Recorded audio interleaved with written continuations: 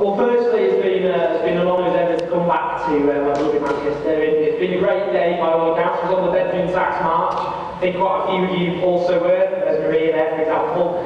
And it was a really good, determined march. Great drummers from PCS who gave it a very good atmosphere. It's definitely going to have those on protest more often. But the point about today, about all these meetings we've got across the country, is it's not just about, in a sense, almost a bit of therapy, where we get things off our chest, where we feel a bit better about ourselves, and you go home and think we've let off a bit of steam. We're planning here to build a grassroots movement from below, and that's what all these sessions have been about. And that's what's happening all over the country with all of these people's assemblies. And I've had myself the honour of going to several of them, whether they be in Brighton or Bristol or Sheffield, all over Newcastle.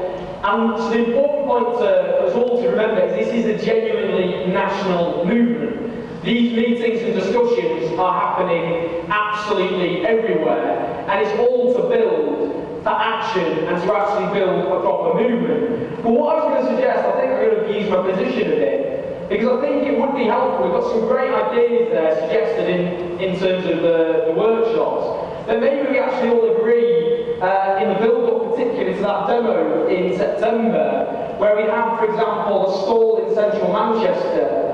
And I just think now, I'm going to get my calendar, has everyone got their diaries handy? Because I'm going to come up with this myself, when I can. But I thought maybe the first 3 Saturdays of September, I'm from Manchester, so I can get away with this maybe. But on the first 3 Saturdays, we have a stall in central Manchester where we can leaflet, but also maybe actually do door-to-door knockings where we go around, particularly in communities most hit by Tory policies, to actually hand out leaflets to build for that rally, for that mass protest we're going to have on September 29th. So I thought we could all just put on our diaries the 7th, the 14th and the 21st for stalls. If no one's doing it, well, come on. And what about someone took charge of that? Maybe we've got 2 volunteers who'd actually decide, we have 2 people who want to actually organise those stalls for the first 3 Saturdays. There's one. There's someone else. There we go, we've got 2 now. And we've got everyone's contact details, haven't we? I just think it'd be a really good idea to have those stalls in central Manchester where we can actually build for that rally and actually maybe organise a leafleting session, go canvassing door to door to raise awareness. In terms of stunts, I think we talked about, you talked very briefly that they've been mentioned in some of those sessions. I think they're really important. We've got to learn from UK on God. At the end of the day, A to B marches like the one I've just been on are really important. They've got a really important role in terms of raising awareness, and they're often easily ignored by the media. So I think the issues need to be strategic. What are the issues that particularly at the moment resonate with people? There's one, legal loan sharks, which at the moment I think has really been forced up the agenda. Why not have a day of action where we occupy, the way they occupy shops and businesses, why not occupy Wonga shops across Manchester? This is an abuse of my position. The danger is, I'll say that and everyone will clap and then we'll go away. So let's organise a day. Why don't we organise a day now where we have a day of occupations? Can I do that? September? Is September too early?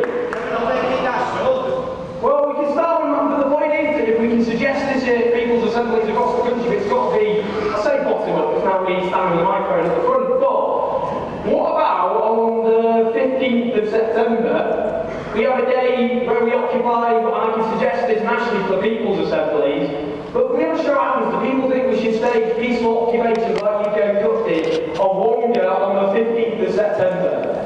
So that's close, bad idea. Yeah. Give on the 14th. So go leafleting, we've got these leafleting on Saturday, so do that one 12 till 2, and then go straight to a Wonga shop to occupy them. Is that objection? So what's on? Good point. But do it in Manchester.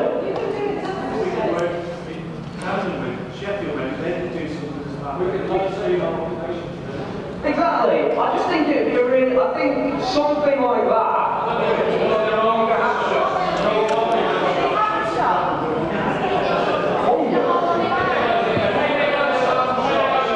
Payday loan shops, okay. Look, deciding on payday loan shops.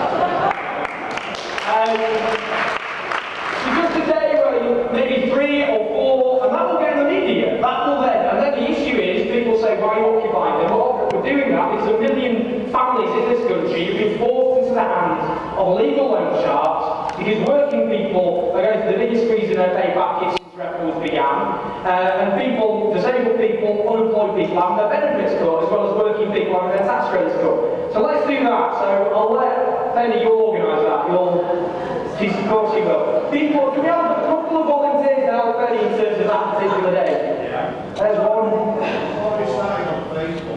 Can we push credit unions at the same time? That's fine. Well, there's something that we just occupy 3 payday loan sharks, basically. Again, that will help with that issue in the media. Brilliant. The other thing I was just going to suggest as an action, who's on Twitter?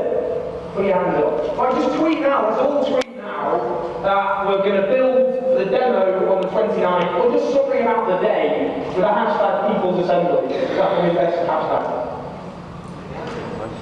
Or hashtag Manchester People's, okay, let's go hashtag Manchester People's Assembly. Let's do that to make sure you get the word out as best as possible. I just suggest that because I think we've got some great ideas from the workshops. My fear is always that we'll just go home now. We don't have something concrete. So let's have those 3 days in September where we'll build for the demo. There's also that direct action day as well, so maybe it's up to you, raise awareness. But I think a day where we occupy in the way you came up to would be really good. I just want to end by saying, look, this has been really inspiring. I think these workshops have been really productive. We've got people in a room, instead of just yelling at the TV, instead of feeling frustrated, impotent, people often get a kick in and feel isolated. I spoke to people today who said that's how they felt before. They felt completely helpless, they're completely unsupported as it felt. They didn't see other people going through what they were going through. But now we actually have something where we can actually give solidarity to each other and link together those struggles. Because the dangers always will get picked up one by one. That's what happened in the 1980s. Each group of people was allowed to be picked up. And the point we've got to do is link together, whether it be the privatisation of our National Health Service, whether it be disabled people being forced through the most degrading and humiliating assessment process and then having their support taken away from them, whether it be supermarket workers and call centre workers who face real terms cuts in pay every single year whilst the Tories are slashing their tax credits, whether it be young people who are unemployed, who face a moment anxiety or depression, fear of the future, a future of debt and insecurity, whether it be elderly people who are having to make choices like heating their homes or feeding their kids.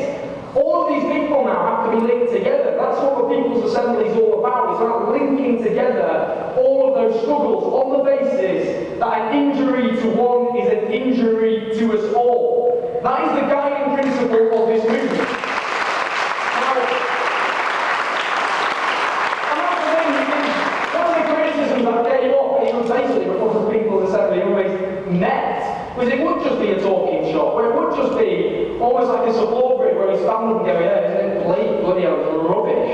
But actually where we think, yeah, I think we've accepted it's rubbish, now what are we actually going to do about this?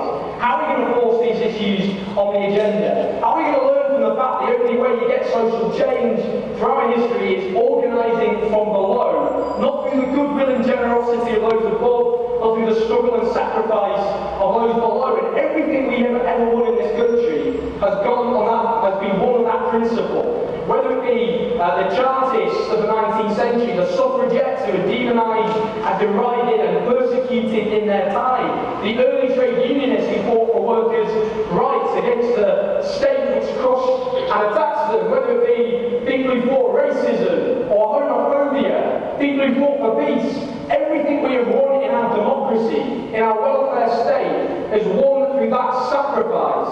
And it is not for us to let that disappear. We owe, in a sense, our past generations who fought for those things with such great sacrifice to make sure they're not snatched away.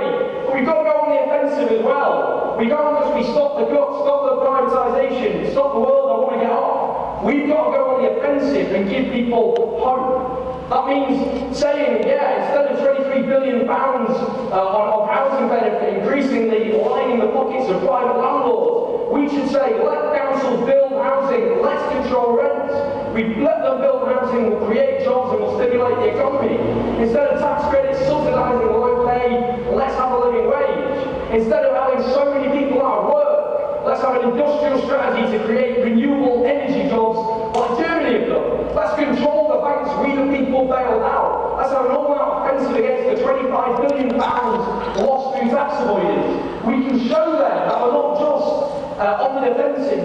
We know what we're against, which is always the critique we get as a movement, but we say this is what we're for. This is how we inspire and give people hope. And without that hope, people don't fight back. People do get resigned. So that is our responsibility. Our responsibility as a movement is to go out there for people at the moment who don't have the answers, who feel isolated and frustrated, who fear a future where kids will be poorer than them for the first time since World War II, who feel impotent and isolated. We can show, look, we can build a movement that can put a stop to this, that can build a different sort of society.